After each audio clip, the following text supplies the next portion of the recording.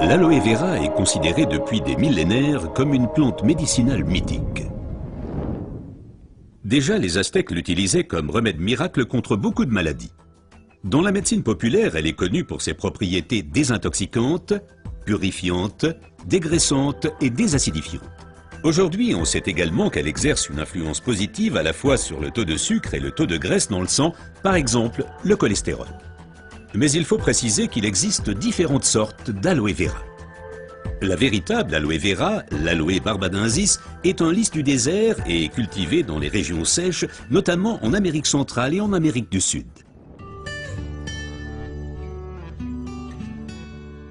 L'efficacité de l'aloe vera dépend principalement de son traitement, mais les différences se font dès la récolte. Pour éviter d'abîmer la plante, les feuilles doivent être coupées à la main. Comme la pellicule supérieure de la feuille contient de l'aloïne toxique qui protège la plante contre les animaux et a un effet laxatif pour l'être humain, il faut bien séparer l'enveloppe du gel intérieur. Le gel est du reste l'élément le plus précieux de l'aloe vera. Il contient à lui seul plus de 150 composants importants et bénéfiques pour la santé tels que vitamines, enzymes, polysaccharides et oligoéléments. Et c'est précisément cette combinaison unique, cette association de différentes substances qui entraîne l'effet médicinal. L'un des composants les plus importants est l'acémanal.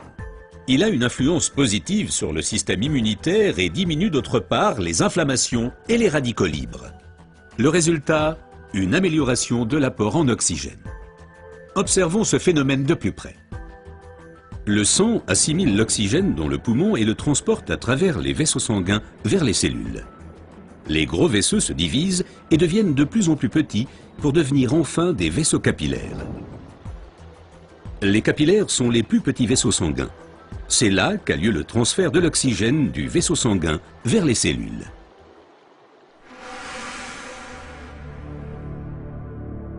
Une alimentation malsaine, la pollution de l'environnement, le stress et des exigences élevées affaiblissent notre système immunitaire.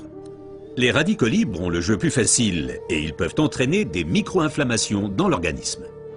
Ces inflammations altèrent les vaisseaux et entraînent un épaississement des parois des capillaires. Ce gonflement rétrécit le vaisseau et les globules rouges circulent plus lentement à travers les capillaires, entraînant une baisse de l'alimentation en oxygène. Et c'est là que l'aloe vera intervient. Elle réduit le gonflement des parois des capillaires.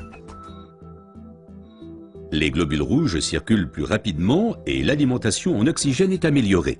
Les toxines et les impuretés sont évacuées plus rapidement. De récentes études indiquent que d'autres substances naturelles peuvent encore améliorer l'effet de l'aloe vera. Parmi ces substances, il faut citer tout d'abord le silicium, mais aussi l'huile d'onagre et enfin les minéraux basiques. Observons tout d'abord le silicium d'un peu plus près. Le silicium est indispensable à l'organisme. C'est un élément structurant. Nous le connaissons surtout sous forme de sable de quartz que l'on trouve dans la pierre et le béton. Dans l'organisme, le silicium contribue à stabiliser les tissus, mais il renforce également les os, les ongles, les cheveux, les tissus conjonctifs et les parois des capillaires. Avec l'âge, les capillaires menacent de perdre leur fermeté. Ils peuvent littéralement se désagréger, ce qui entraîne une interruption du flux sanguin.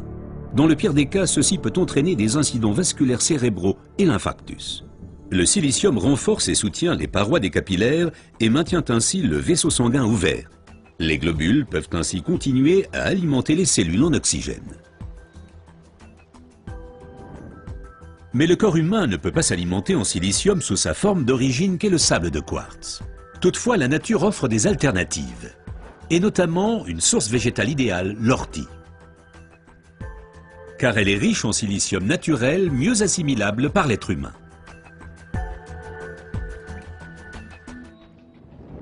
Une oxygénation optimale ne dépend pas uniquement des capillaires, mais aussi et surtout de l'état du sang. Le sang ne peut bien circuler dans les vaisseaux capillaires que s'il est suffisamment fluide. Certaines substances peuvent améliorer la fluidité du sang, l'huile d'onagre avec ses acides gras insaturés et naturellement les minéraux basiques. Les acides gras insaturés sont des fluidifiants du sang.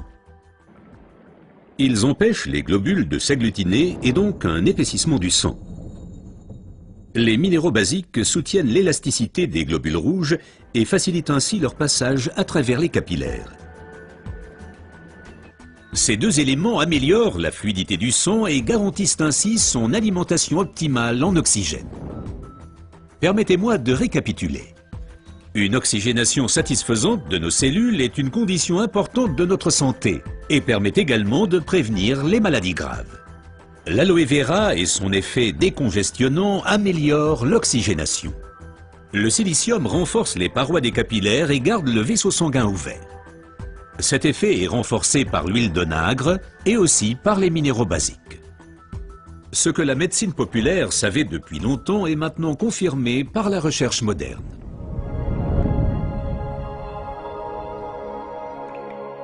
L'aloe vera améliore l'apport en oxygène et donc votre santé. Car l'oxygène signifie la vie. Faites confiance à l'aloe vera.